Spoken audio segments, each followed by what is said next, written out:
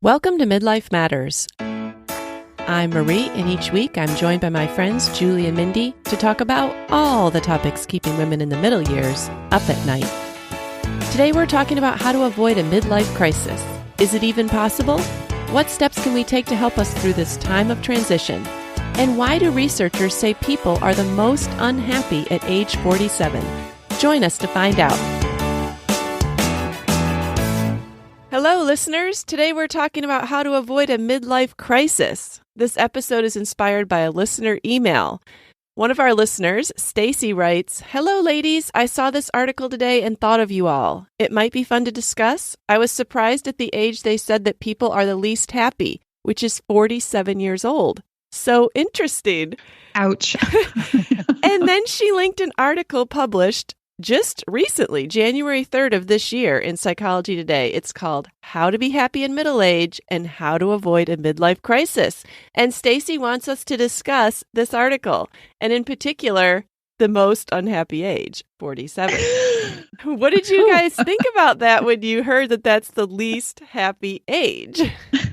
Well, good to know I'm past it. Oh, no, that's true. I was thinking, that's still to come. Wow. It cracked me up. I was like, really? Like, I wouldn't have thought that, but it just made me laugh. Yeah. Well, it says in the article that research shows that after age 18, our happiness begins to decrease and doesn't recover until our mid-60s.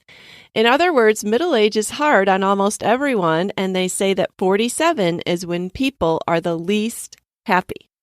Oh, my. So that's a big range. I know. 18 to 60, that's a long time to be unhappy. Yes, and they kind of described it as like what would it be, like an upside down bell curve? Like the U curve. Yeah, like from age 18, your happiness goes down, down, down until I guess age 47 when you hit the absolute low. Rock and then bottom. You start to go back up to your mid-60s. Julie's climbing up the other side. Yes. We're still down at the bottom. Mindy's heading down, Marie's down, and I'm on the way up. I know.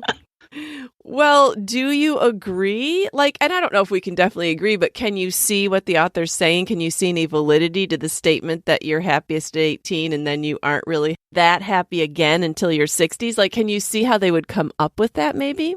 Yeah, I wouldn't say I exactly agree with that. I think 18's a little too young to start losing your happiness. Right. But yes, I can see that there's a lot in the middle that could cause dissatisfaction and disappointments. And, I know where they're coming. I know what they're getting at. Right. Well, it surprised me to hear 18 because I think back to when I was 18 and I know I was different. I was getting married at 18. But So you were 10 years ahead of your time. That's not normal. I jumped down into the U a little faster than a lot of people. You were so happy at 18, Mindy, that there was nowhere to go but down. Right. So it's funny because I was thinking back to my 18-year-old self. I was thinking so uncomfortable in my own skin, all of life before me, so many fears and anxieties and questions. And I feel like I was very happy as an 18-year-old, but the comfort level or the contentment level was very low. So I struggle with thinking that 18-year-olds are that happy out there. And so maybe the idea is just when you were carefree, I guess, in your parents' house, you're not making financial decisions. You're, I jumped into adulthood though, at that age. So maybe 17, maybe I'll go with that. I don't know. Yeah. I was thinking I think it must stem from being carefree. Yeah. Mm-hmm.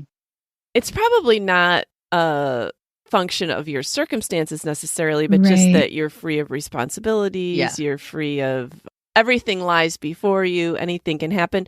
Now, that's not necessarily true, again, when we're 60s, but we are probably carefree. That's the age that people start to retire.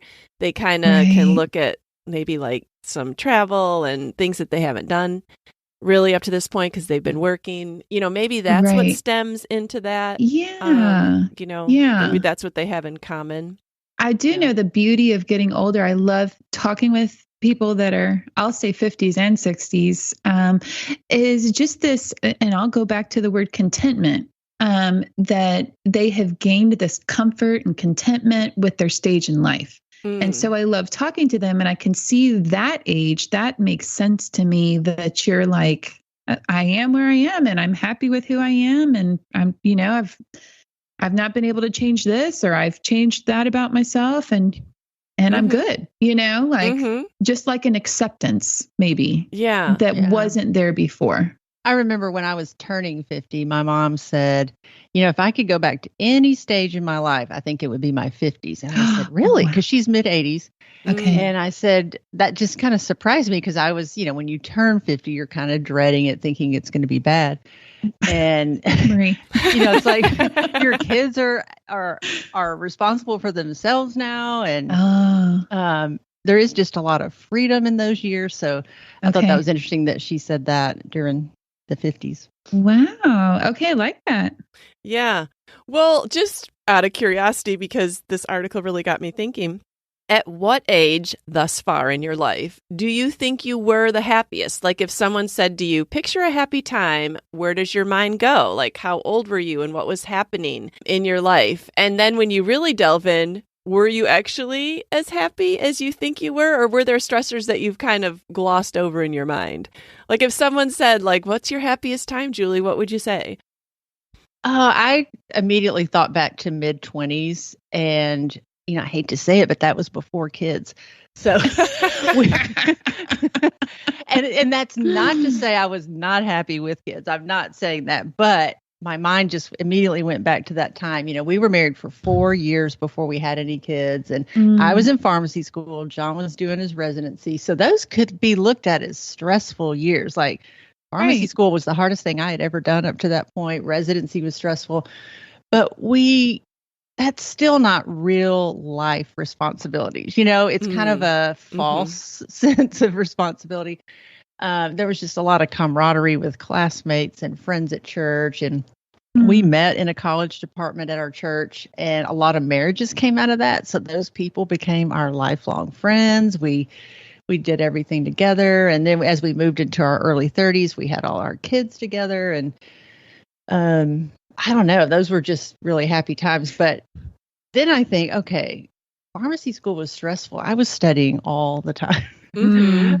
John was working all the time, on call, like in-house overnight call, every other night sometimes. And when he came home, it was just recovery time. Like, he was exhausted for years. And then when he wasn't, working, he was studying for his board exams, and we didn't have a lot of money. We rented for the first 5 years of our marriage in an apartment. And we weren't settled. Like, we had no idea where we would end up in John's practice. And so those were the negatives, but looking back, those just seem to diminish. The good memories outweigh the bad, for sure. Yeah, I definitely can see how kind of that world is your oyster type stage, where you're getting your education, you have all these possibilities, you're newly married, you're on your own, but you don't have the responsibilities of kids and a house and daily job, and is this the right career move, and all that kind of stuff on your plate yet. Yeah, and you're right. Even though you have very little, it is your own. So there's just something really, really special about that for the first time. Right, right. Mindy, what would you say was the age that you were the happiest? This was so easy to me, and I've contemplated it since then. I'm like, are you sure? I'm like, yes, I'm sure. The age that I was the happiest is right now. And I honestly, there's not any other stage in my life that I have been as content, as happy, as at peace, as full of joy. And I was thinking, as I was pondering, I'm like, are you sure? Are you sure? Yes, I'm sure, because I feel like I was striving so much. Like, there were things we had to do and things we wanted to accomplish. And I was never at rest, because it was always, what's the next thing? What's the next thing? And I already said, we were married at 18 and 20.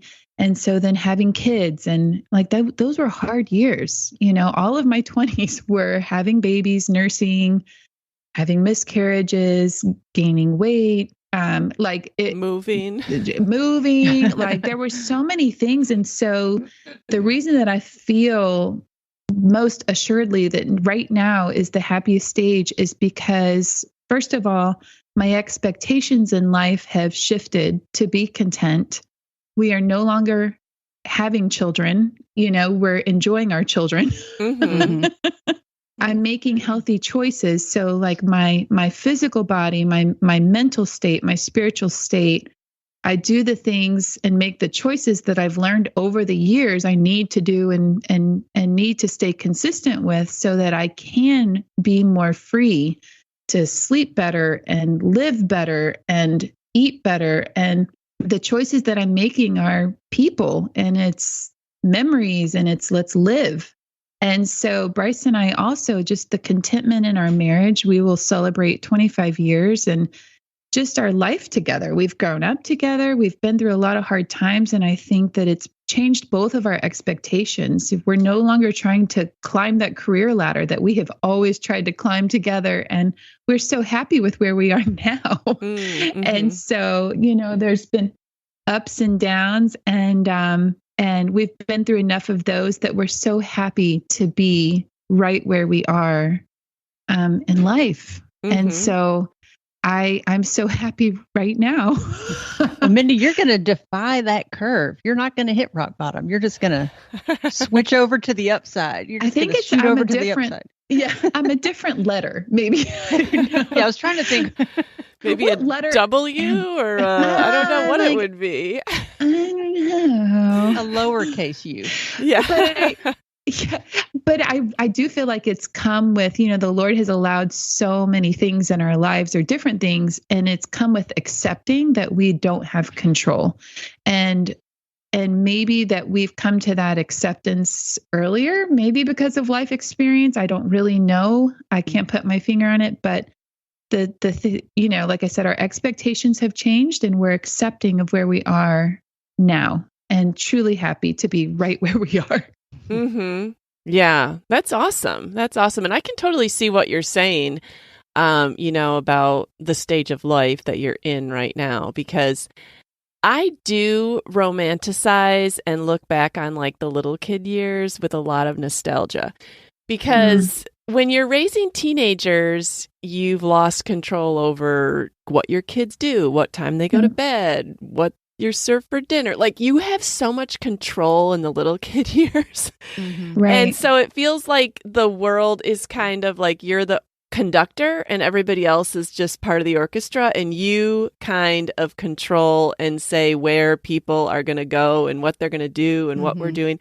And so I feel like... I love that role. Yes, I was going to say, I feel like that role for me, obviously, I think if you listen to this podcast for the 3 years we've been, I like to have control. Who doesn't, And I don't. Oh, okay, Mindy. I'm accepting. Look, it's your problem now, kids. All right. I'm not in charge. I just feel most secure when I have some control. And so I guess maybe that security and that like, oh, well, here's my little kingdom domain. Oh. Home is your like, I don't know. It's what you do, it's you're in charge. I don't know. I feel like I look back on those with nostalgia, but any stage of life that you look at, if you really delve back in, you can see that there were things that you were upset or, unhappy about. I can remember when I was talking to a friend who we had just our first babies around the same time, and we used to walk in the mornings a lot, and we would get them together to play. And then she moved away. She moved back to her home state. And I remember talking to her on the phone one time and saying, I just really miss those years. This was probably even like 10 years later, that I said, I still really miss those years. She goes, I know. She goes, but then really think about it, Marie. We were basically just counting the minutes until our husbands got home at the end of the day, because, the dinner hour is just the witching hour. And please, someone come home and take this toddler out from underneath my feet. And like, you look at the day before, you're like, oh my goodness, I have such and such number of hours to fill before they take a nap. And we've already done 7 activities and my mind is blank. Like, in my mind, I was romanticizing those years, but really, they're tough in their own right. Yeah, They I thought are. about those elementary years in that way because I knew the baby years were hard, but the elementary years just seemed so blissful now that I look back and I think, it was just because elementary problems are just not big compared to what is coming later. Right. And, but then I thought, wait a minute, I was carpooling and driving and there was homework and there were church activities and after school activities and discipline. Am I doing it right? Am I doing enough? Am I doing too much? There was sibling rivalry, I as much as I loved them, I wouldn't want to go back to them. Right. Right. Yeah. Like check the box. I think about that too. And I think how sweet some of those times were. But at the same time, like, I wouldn't trade where we are now for anything. I mean, no, I see moms out. Like I've been to the park a lot lately because we had Ezra over Christmas and took him to the park.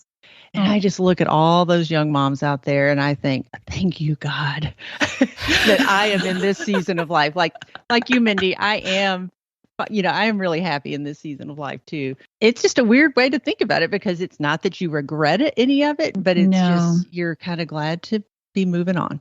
Yes.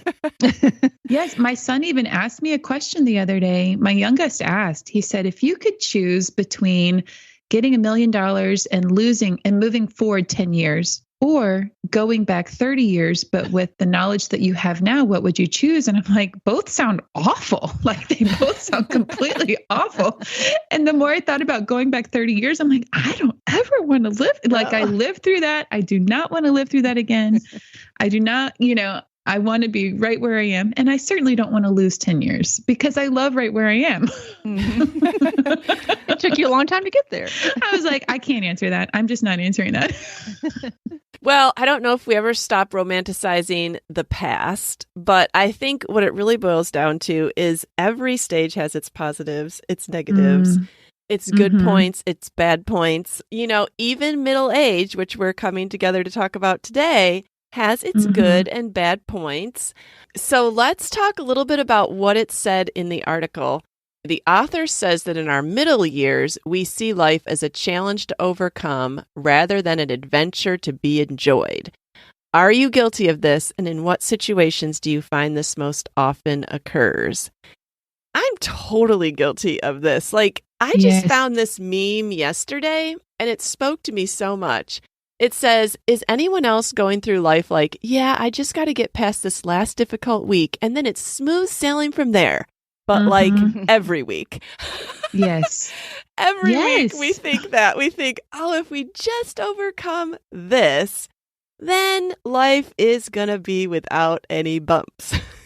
I have felt that way. And it was always, I want like the bigger house, or I want my kid to hit this stage, or I want my kid to hit this stage. And it was always looking for what was next, or, Bryce getting that job, or, now it really has been a significant change since we moved in last summer to now. It has been a act of work and an act of the Lord to learn how to just enjoy right where we are instead of feeling like you're in the waiting, because so much of life is you are looking for what's next. I can't wait for that. And you're always wishing for what's next. And I have not done that in the past 7 months. I have tried to really focus on intentionally being thankful for right now. Mm-hmm. That's great, Mindy. And obviously the life circumstances of the last probably 5 or so years have contributed to you really making that your goal. Yes, it has. And it's completely changed my thinking. Mm-hmm. How about you, Julie? Are you guilty of thinking, well, if I get over this, then let me get through this? Yeah, I would say through parenting, that was kind of my mindset. And even in a not negative way, like when the kids were little, it was like, oh, I can't wait till they could walk because then we can go here. Like it was always, it wasn't necessarily to get out of a bad situation, but just looking forward to the next best thing. Like they can walk, we can take them here, we can do this, they can swim, they can, and then this year, life has dramatically changed. And I don't really know how to answer this question anymore because I feel like now the world is divided into the way I think and the way I feel everybody else thinks. Like everybody else expects that, like you said, Marie, like if I can get through this, it's smooth sailing. Like people expect the best and the good to come next. Like always expecting just the best around the corner. Right. And that is gone for me. You know, like I'm talking about, I don't mean how I perceive it, but I mean the actual circumstances, you know, the actual conditions. So, I don't know. Sometimes you do have more challenges to overcome than adventures to enjoy, you know? Right. So, you know, I'm just focusing on finding meaning in my life by how I choose to respond to those things, to those hard things. So, So yeah, I'm not wishing time away anymore. Right. But I don't know what the future holds either. So yeah, I do think that when we get to midlife, not that I ever really wished time away, but those milestones aren't there anymore that you are ticking off. Like, oh, when my kids go to preschool, when my kids go to elementary school, when my kids go to middle school. Like there's you look ahead in the parenting years and there's all these natural shifts on when your life will change and when a new adventure will come. And when you get to midlife, I guess you could look at maybe retirement, or maybe you might move, but like there's not a lot of natural ticking of the boxes every few years because people have grown up. I mean, I guess you could say maybe you'll have grandchildren, but there's not as many of those natural shifts that you say, oh, well, when we get to this stage, when we get to that stage. Right. Because I feel like you are especially with your children, it causes you to look forward. And then all of a sudden, when they graduate from high school, that's where you want to slam on the brakes. You know, with your first child, you don't realize who am I going to be after that? Like I've learned, this stage of life. What in the world is that stage of life going to be like? And that's the first time you're like, wait a minute. I don't know if I'm ready to jump stages. And you start jumping into that. And then you realize just how good it is. So then you have the years of letting go, which it's different from when your kids are in high school and younger, you're looking ahead, but after that point, you start having to let go. And I think once you learn how to let go, even that first time, the second time, you really learn a lot of things about yourself. It causes a lot of introspection that was not there in the previous years. You look at your spouse differently.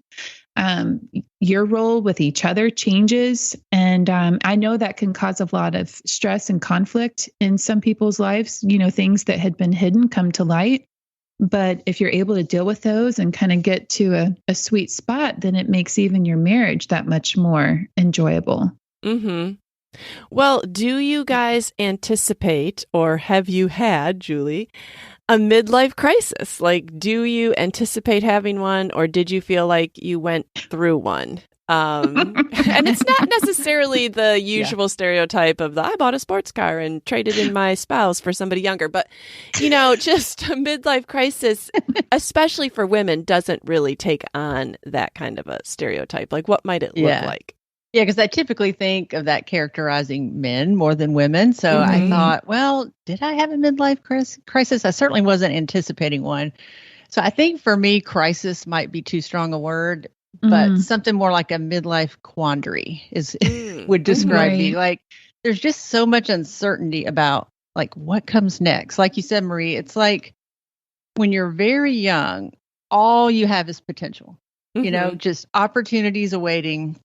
Everything is still a possibility, like opportunity for love, for achievement, satisfaction, how you'll contribute to society. And I think that's where women in midlife struggle because we've kind of used up so many of our opportunities and we've actualized our potential. We've loved, we've worked, we've achieved, we've raised other humans.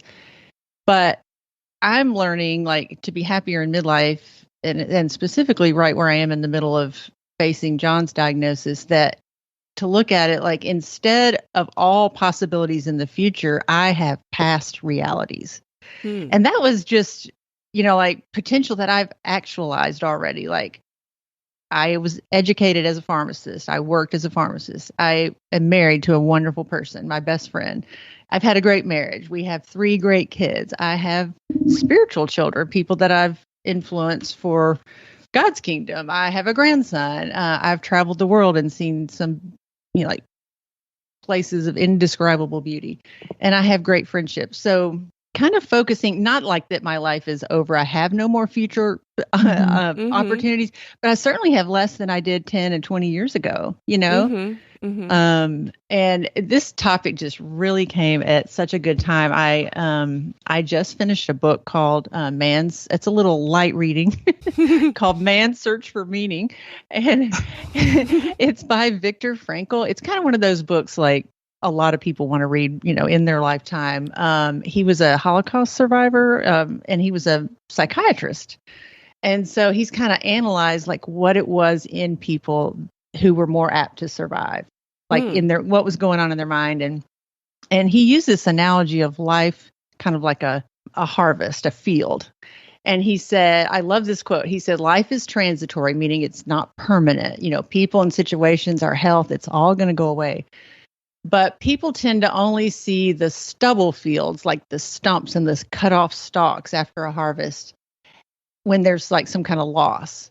But then they overlook the full storehouses of the past into which they have brought the harvest of their lives. And I thought that is so beautiful. Like all the deeds we've done, all the loves we've loved. And he includes suffering in that if you've gone through that, like with courage and with dignity. And so I'm not saying I'm at the age where I don't have any more potential, but, you know, I just hope that, like in my situation, if I do outlive John, my prayer is that I won't focus on that ugly stubble field of the harvest, but look onto the storehouses that we've created together, because that's something you can't lose. I don't envy youth. I wouldn't go back to where it was all potential, because that's so uncertain. You know, it is. Like I have certainty in what we've accomplished and created. Right. And I just thought that was such a beautiful perspective. It is a beautiful perspective. It is beautiful. I don't feel like I can talk after that, Julie. Well, and it just doesn't make aging something to be depressed about, you know? Like, look what you've accomplished. Focus on that. Right. Right. And that's what I think about when I think about my younger self, is the uncertainty, the questions, the, you know, is that going to work out? Is this going to turn out? And I want to be able to do that and this. And I feel like kind of the only thing that has really changed is my expectations. You know, my expectations, I don't really have certain expectations of my future. I'm so thankful for what we've gone through and where we've come from and where we are now, that I'm just happy to be right here. Ironically, I looked up, well, what is a midlife crisis? You know, and in the shallow sense, it seemed like that was really related to your physical self, especially for women. That when women begin looking in the mirror and seeing gray hair, seeing wrinkles, you see, you know, gravity take place.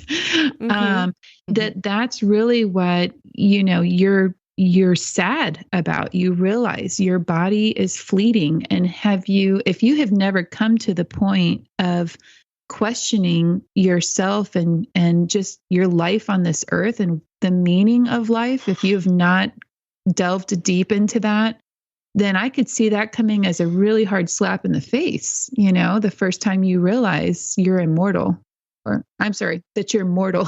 Yeah. Oh, right. We're not immortal. Yeah. The first time you realize that you're mortal, our flesh is mortal, can really surprise someone.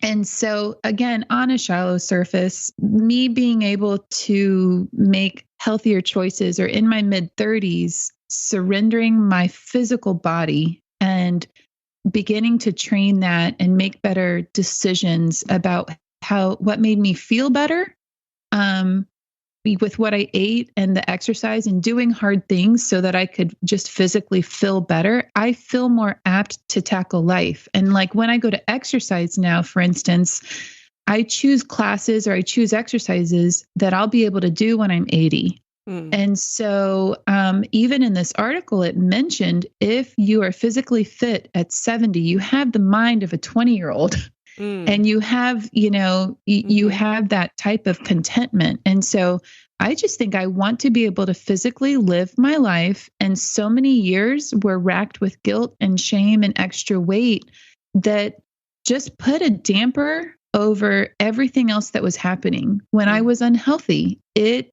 covered all the joys in life. And so when I look back, a lot of my unhappy years were choices I personally was making about my health. Yeah. I totally agree, Mindy. But let me just play devil's advocate here. Please do. Yeah. What if you aren't healthy at 70, at 60? Right. What if opportunities to live your life as you normally lived it are gone?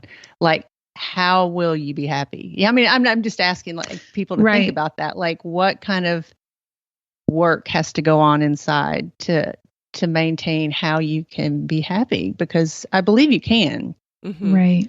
But even our physical abilities will someday fade. And I think, I look at old people that can't get out of their house or can't walk, or even young people that have some, illness.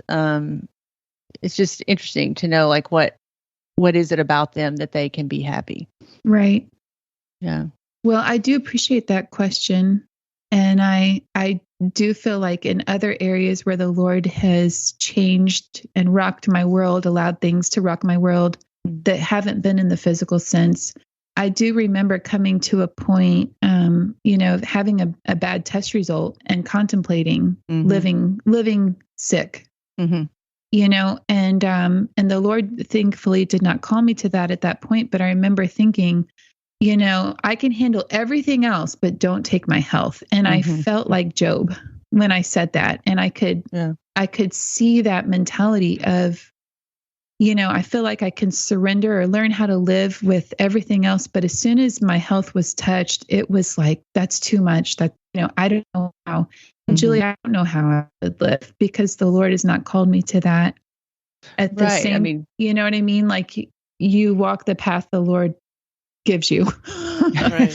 But I would hope that would be something, that I would then surrender and learning to be content in any and every situation. Yeah. I know. And I know people might think, Julie, you are thinking too far down the road. You are focusing too much on what if you lose John, but I know how I'm wired. I am a planner and a prepper. And if I feel like I've been given an opportunity to think about these things, and maybe I won't have to really experience that for 2 years, 10 years, or 20. I have no idea.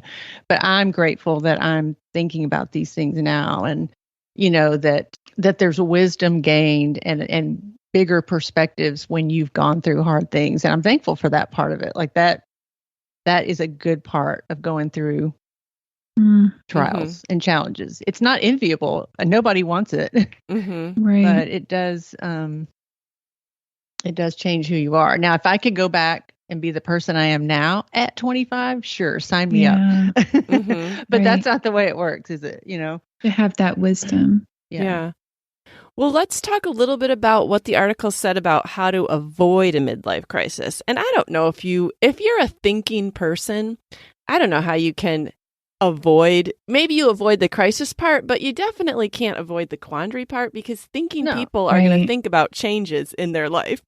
But there were 4 ways that the article suggests that you can be happy in middle age, and they say avoid a midlife crisis.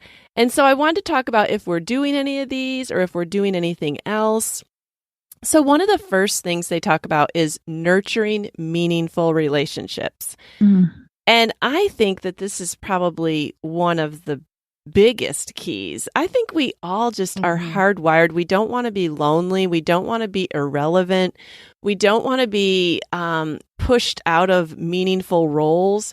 And we want to have friends and family and purpose and just relationships around us. I don't know. At least I need that. Like, I need people. Yeah, I think getting outside of yourself is key and to happiness and meaning and serving other people, caring about other people. Friendships are more important now than they ever were. And I think in midlife, you care less about what people think and pleasing everybody and being liked by everyone. So you say no to more of what, you don't want. And then that just frees up a whole lot more time for what you do want. Yes. Yes. I loved in the article that it mentioned a scenario of skipping a best friend's event because you had to go to work the next morning and you knew you were going to be tired and you needed to prepare for work or whatever. And maybe, coming to the realization that it's worth losing the sleep. It's worth going to the friend's event. It's worth, driving the miles. And so that's how I feel now too. I realize how valuable friendships are. And I'm willing to drive, lose sleep, change my schedule, be uncomfortable, all of those things to be with the people and in those situations that you have a perspective that you won't always get another chance with somebody. You won't always have another opportunity with those people. And so you do the things that you need to do because you realize how valuable those people are. Mm-hmm. Right. And you finally have time. Like my daughter, she only has one child. She's going to have two, but she went over to her friend's house last night and they stayed till like 10 o'clock playing games and they put their child down to bed there and then they came home. And I can remember those years where you could do that. And it's kind of like on the high side of the U. But I thought, fast forward 5 years and you can't do that anymore. Now you have multiple kids and you have kids that have to go to school the next day and you have kids that had soccer practice and your husband worked late and you have to eat dinner. And that other family that you're getting together with is in the exact same situation. And like your time just disappears, like in that bottom of the U. You just don't have the time to devote to that kind of activity that you would have. It's not that you don't want to, there just physically isn't time. And then as you come back into midlife again, your kids can drive. They're busy with their own things. They don't need you to be home every single night. You don't have to supervise their homework. Your husband, maybe his work schedule has lightened up a little bit, or there's just things that have changed and you again have time for friendships. And I guess I'm seeing that now, like in midlife, that just the schedule is opening up more. I can remember when we would have Saturdays and we would go for a walk in the morning and Steve would be like, oh, I'm so envious of so-and-so who can sit there and watch the game for 3 hours today and do X and X. And I've got to go to lacrosse game and a this and a that. And I've got to work and I've got to this. And now we actually have Saturdays where there are no games. There are nothing on the calendar. And it's bittersweet because, you didn't like it when you ran from sunup to sundown, but maybe sometimes you don't like it when you don't have anything on the calendar. But it does free up. You can plan then. You can do things with people that have sort of been neglected all these years because you didn't have time to fit them in. Right. That's right. That's true. And it's ironic because of how our children's ages are spaced. We had a set of 2 and then we had 4 years and we had a set of 2. And so Abby and Grant, I feel like I a little bit more have a perspective that's older that with my younger 2 than certainly a new perspective than I had with my first 2 children. And so we are in a busy season with my younger 2 boys. And they are 15 and 14, and I'm driving them everywhere all the time. And I've been through this before, and I know though that my perspective is it's a short season. In so many months, Jacob's going to start driving and I'm out of a job. I'm out of Uber driving for him. And like every night we have basketball games and I'm excited about it. Whereas before I was exhausted by it. Well, now I'm like, wow, this is great. Like this isn't going to last very long. And I'm thrilled to be able to be in the stage to have the opportunity to almost kind of do this again in a way, cause I had a break and but now you're I'm doing it again with wisdom, Mindy, this time. Yeah. You can appreciate it now. I can appreciate it so much more. So like I had one of my sons was homesick yesterday. Y'all, he's 14. I cleared my schedule. I was at home. He wanted to sit on my lap. He sat on my lap. Like when my kids were younger, I remember feeling so burdened by that. Like, like I was finally going to get a break, and now I'm like, stay home with me. You want to watch Harry Potter all day? Yes, let's do it. And then, he gets bored. He's like, Mom, you want to play a game? I'm like, yes, let's play a game. And I'm willing to do that. And I remember being so exhausted by the, playing Pretty Pretty Princess over and over and over, reading the book over and over and over. Well, now Nathan's like, it's 10 o'clock at night. I'm exhausted. Mom, will you come put me to bed? Okay, I'll climb the stairs to put, like, whereas before it was like, no, get to bed. Yeah. Well, perspective is the great teacher here. Well, another thing that they suggest is let go of unrealistic expectations. What kind of unrealistic expectations do we need to let go of?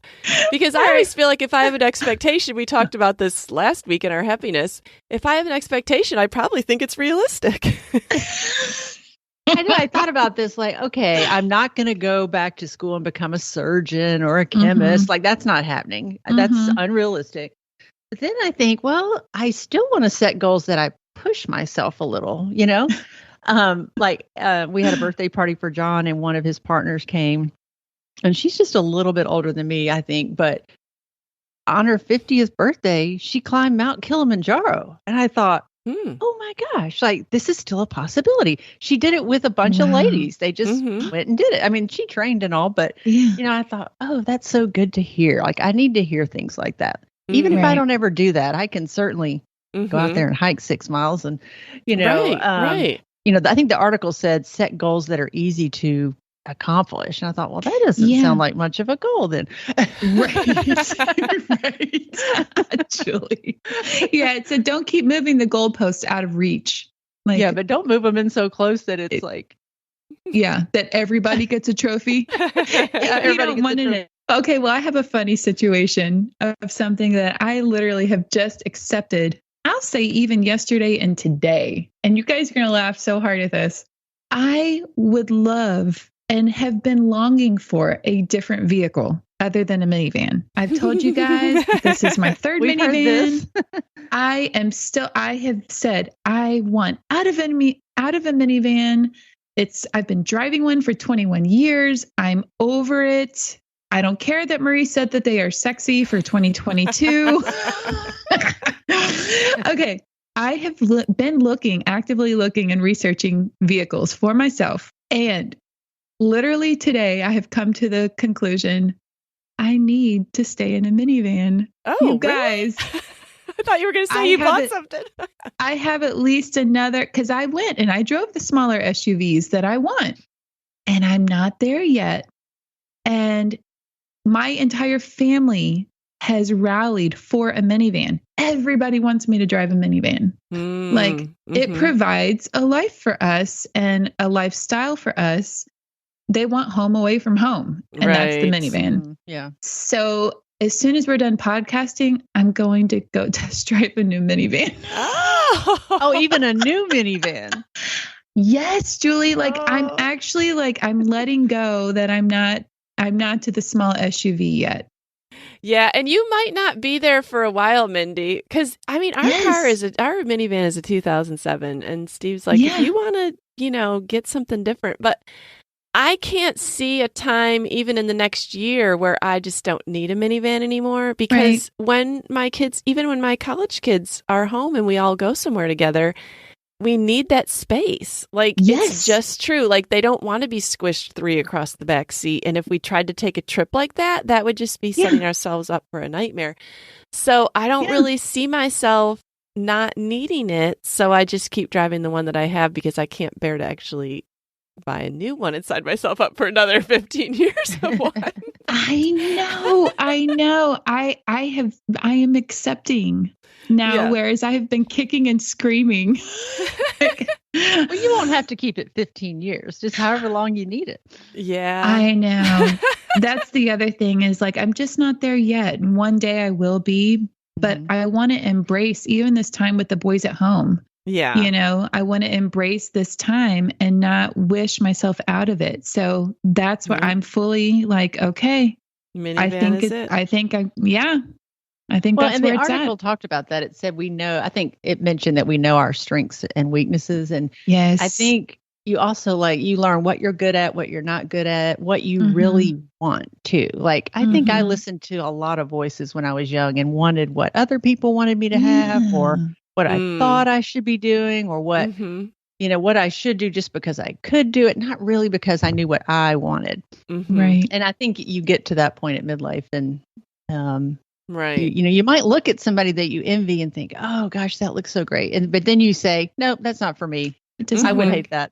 Or it wouldn't. It's true, Julie. It's so true. Even like with things that we wear, you're like, yeah, I know what looks good on my body, or just things like that. Yeah. Well, the third suggestion they have is to commiserate with friends, which is basically why we started Midlife Matters. That's what we do. That we could commiserate with friends about midlife, encourage and That's commiserate. Such a negative word. I know commiserate is a negative word, but I guess encourage. There you go. I gain such great perspective and advice, and I feel better talking to other women in midlife. Doesn't matter if it's just on the podcast or outside of the podcast. Like, we gain something from talking to peers that are going through the same thing, and we feel lighter usually afterwards. Well, and knowing that you're not alone, that's the key, I think. Mm-hmm. Right. And for me, that's part of the joy of midlife that I didn't have when I was younger. When I was younger, I would hold things more tightly. I thought that I had to prove myself. I thought that I had to put on a certain face. I thought that I had to make sure that everything looked like it was hunky-dory, and I wasn't very honest with myself, let alone other people. And so not that I was depressed or, having a hard life, but it's just that I wasn't accepting, honest about where I was at. And so the older I got, the more accepting, the more honest I got, so that then, once you kind of learned that you can let go, it's amazing how it's like, oh, it's not as bad.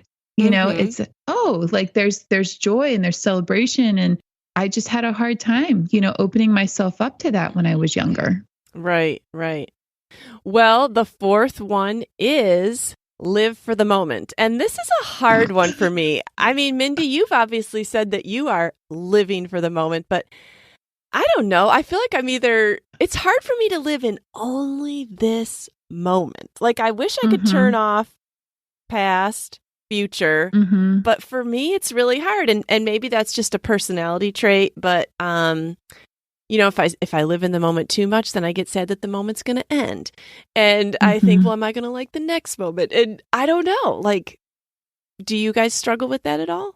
Well, I think there can be a lot of pressure when you're given that advice, live for the moment. Like, remember when your kids were little and they said, enjoy every moment. And like you said, you're just counting down the minutes till your husband gets home or nap time or bedtime. And, like, how can I enjoy every moment? And that can induce a lot of guilt. And, in this season that we're in with John's illness, I'm definitely thinking, okay, I want to make the most of every moment. And that is a lot of pressure, like, to know how to do that. Like, well, what does that mean? And I don't think that it's kind of like a bucket list mentality, like get out there and just do, like accomplish all this stuff. I tend to think of that's what it means when people say live for the moment, just like seize the day. Seize the day, abandon everything else, And so what it does mean for me now is that I get to choose how I respond to life's challenges, big and small. I get to choose my attitude. I get to notice beauty around me. I get to, love the people around me. And John has shown me over and over and over that a positive attitude towards life enables us and him to endure hard things.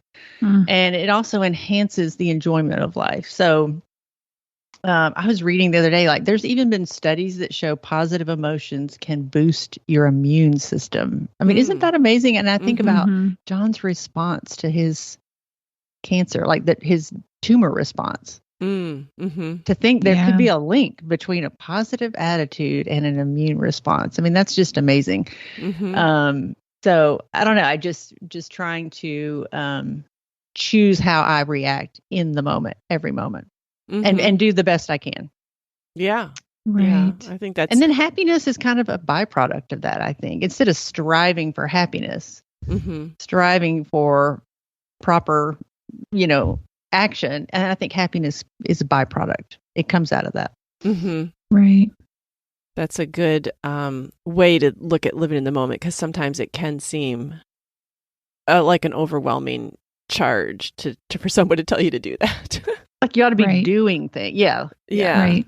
How about you, Mindy? Do you find, well, of course you are you're loving the moment you're in. Okay. But it's work, you know, it is work, and it's active work, because when we moved in, I mean, my adrenaline had been going for such a long time, because, you know, gearing up for the moves, the 4 moves in the 4 years, and all of the transplanting and the new people and the new school systems and the new grocery stores and houses and settling a home, like those were exhausting things. And you kind of learn when you've lived in that type of upheaval, you get used to that, and you get used to living in a stressful state.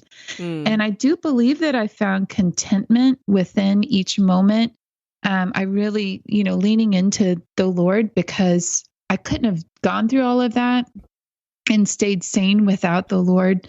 But at the same time, it was stressful. And so when we moved in here, it's been an active thing to learn how to be still and surrender. And so that's what my journal has been all about. I've had times of fasting. I've had times of praying, journaling, walking, of just actively trying to let go of the stressful state that I had been constantly in for years. And so these past 7 months have been an active work at resting.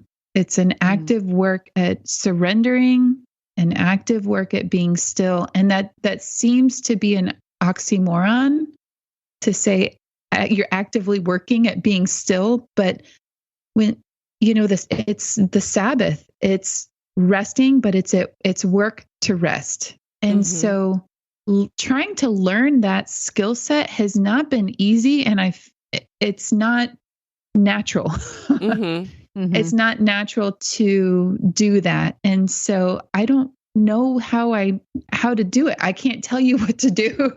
All I know is that that's where I feel like the Lord is like, give me this moment. And then people, experiences, you know, it's been exhausting to continue to put one foot in front of the other, and again, go to a new church, go to a new school, go to these new events, and saying yes when people invite us, say yes. You know, it's uncomfortable and you keep putting yourself out there, and I'm tired of that. But at the same time, there's so much joy when you do it. Yeah. Yeah, I could see that being common to a lot of people in midlife, because even if you haven't been moving or switching jobs or going through what's on the outside, a lot of change, we get to midlife right after or in the middle of really a lot of us raising teenagers, and like big scheduled, labor intensive, mentally intensive, just a time of constant busyness. And then all of a sudden it drops off. And that can also contribute to our midlife quandary, because we're like, oh, what's my purpose anymore? Am I allowed to rest? Like, what am I going to do to fill my days? Is this the end? Like, it's just that it does take time to learn to be quiet with our own thoughts and able to rest, and not look at rest as a bad thing. Like, oh, well, I don't have a million things on my schedule, so I'm irrelevant, and I might as well just pack it in, you know? I mean, because a lot of people, they only want to live with a million things on their schedule. They don't feel like if there aren't a million things in their schedule that it's even worth anything. You know, I don't know if you guys get what I'm saying or not. I do. Yeah. So, you know, listeners, if you are kind of going through a time where Mindy described, where you're having to kind of say like, oh, I'm having some free time and it's kind of messing with my mind, and I've got to kind of work to figure out what to do with that. And it's okay to take some time. Mindy said that it's taken her 7 months to learn to rest. And that is not a message that we get from society, that it's okay to take a break and assess and learn how to rest and take some time to recover. And, you know, we just don't get that message. It is a transition period, going into empty nest, because like you said, Marie, in the past, there's just been natural things that come up next. And now you get to decide, well, what are those things? You know, Yeah. What do I want to pursue? What do I want to do? How do I want to fill my days? And you have to go looking for those things. They're not coming to you anymore. Mm-hmm. Yes. And so I know I want to set goals and accomplish things. Like I have, Lord willing, I have time left, but I just don't know what those are yet. Mm-hmm. And that can induce some fear and stress. And so, just resting and waiting to see, like what God's going to bring me. Yeah. Yeah. Right. Well, listeners, we hope that you enjoyed this discussion of this article. And Stacy, we hope you enjoyed it too. Thanks so much for sending it to us. We would love to hear about your experiences with midlife. If any of you guys have gone through a midlife crisis, or if you've been worried about one, or if you have any words of wisdom that we can share with other listeners, feel free to email us at midlifematterspodcast@gmail.com, or come and find us on Midlife Matters Podcast on Instagram. But before we go, Mindy and Julie, we want to do I'm a Fan.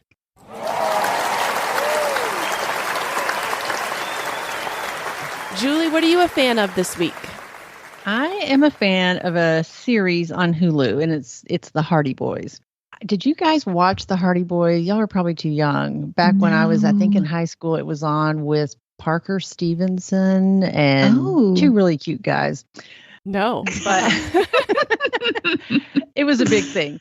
So this is a recreation of that on Hulu, and I think there's season 1 is out right now, and we're only about halfway through it, but it's just really, really good. And I love it because it's set in the 1980s. So all the music is 80s, the clothing, the cars, the bicycles, everything's 80s. And if you liked Stranger Things, the aspect of the kids kind of running everything, that's kind of the feel that Hardy Boys has. The kids in the town are all working together to solve a mystery. And I will say, don't stop after the first episode. I didn't love the pilot, but it kind of sets everything up for them to be the Hardy Boys. Yeah. So it's really good. And I will say that the entire family could watch it. I mean, young children could watch it. I mean, I guess there is some death and murder and stuff, but as far as language, and it's just really, really good. It's a fun show to watch. That sounds like fun. Yeah, Julie, you mentioned that to me last week, so we actually started watching that, and we have enjoyed it. Yeah, it's good, so I would recommend it also. Yeah. All right, Mindy, what are you a fan of this week? Well, as I've hit my midlife crisis, I realized that I'm going back to my teenage self and wearing overalls a lot more these days. They just make me happy. And I have accepted that they may not be the most flattering things, but I have so much fun wearing them. And I have just found this new pair that I'm gravitating towards a lot. They're by Aerie, and I wouldn't have even gone in the store had I not been with Abby. So thank you for adult children. But they are corduroy overalls by Aerie. And I love them. They just fit so cute. They're comfortable. And I feel like I'm in a fun mood when I put them on. If Mindy's wearing overalls and big hoop earrings, okay, she's living her best life. Yeah. I need to see a picture of you in these overalls, Mindy. Yes. I do think overalls are cute. I never think about buying them, but definitely that could be something new for 2022. Yes. Yeah. I've determined I'm not going to be too old for overalls ever. So, and I do love overalls. I mean, I used to dress my kids when they were toddlers and little kid, in overalls all the time because they're so easy. They don't fall down. They don't constrict their little tummies. Like, I love overalls. And for some reason, when we're adults, we don't want our tummies constricted either. That's right. No, those little Oshkosh overalls. I remember those. Yes. Oh, I know. They're so sweet. So here I am living my best life. That's awesome. Well, I'm a fan this week of something that probably only a midlife woman would be a fan of, although the pictures on the website definitely show young people using this. It is the Lululemon Everywhere Belt Bag. And they have obviously tried to brand this with a new name, but it is really a fanny pack. But you guys, I had a faithful fanny pack that I had bought before we even had kids. my gosh. Loved that thing. It finally, on our trip to Phoenix this fall, I was in the stupid airport bathroom. I hung it up on the hook. It fell off, and I guess the plastic must have been so old, like over 20 years old, that it just shattered the little clasp. And so, you had to tie it. That really wasn't the same thing. So I thought, darn, I've got to break down. And you guys, I love to research. I researched all of these fanny packs, so you don't have to. Just go ahead and order the Lululemon one. That is the best one. It is the best size. It was $40, and I'm not usually one to order from Lululemon, and I wasn't planning on spending $40 on a fanny pack, but I love this thing. Mm-hmm. And if you wear it, your kids don't make fun of you, because instead of saying, "What are you wearing that fanny pack?" my 17-year-old twins are like, "Are you wearing Lululemon? Is that Lululemon? Where'd you get that? Did you go out and buy that, Mom? How did you get that?" Like, they can't imagine that I went to the website and actually ordered it. So I will put a link. Go ahead. I have seen that particular fanny pack advertised by so many different bloggers and fashion people. Yes, I've seen that over and over and over again, that it is the best one. So that's so funny. I'm hearing that from you. Yes, definitely. If you find that you want one, like, I love it for on my walks. I like to be able to put my phone in it, my keys in it. Like, there's just things you need a fanny pack for. And this is a great one. And I have not been laughed at by my teenagers for wearing this. So, I take that as a big endorsement. So go to our show notes, find the link for the Lululemon Everywhere belt bag. Yeah. Just call it a belt bag. So, we're not in the fanny pack stage. No. This is from last week's Happy School. This is a positive interpretation. Oh, yes. Of the and when you're in midlife, you don't really care if people don't like fanny packs anymore. I don't even care if they call them a fanny pack. If I want to wear one, I'm wearing one, and I'm not apologizing. I'm going to drive my minivan. All right. Well, I love talking with you guys today. And Stacy, we hope that you enjoyed this episode. Thanks for sending in this article. And listeners, if you have any other topics you want for us, feel free to send something our way. We'll talk to you guys next week. All right. Great. Bye. Thanks again, Stacy. Okay. Bye.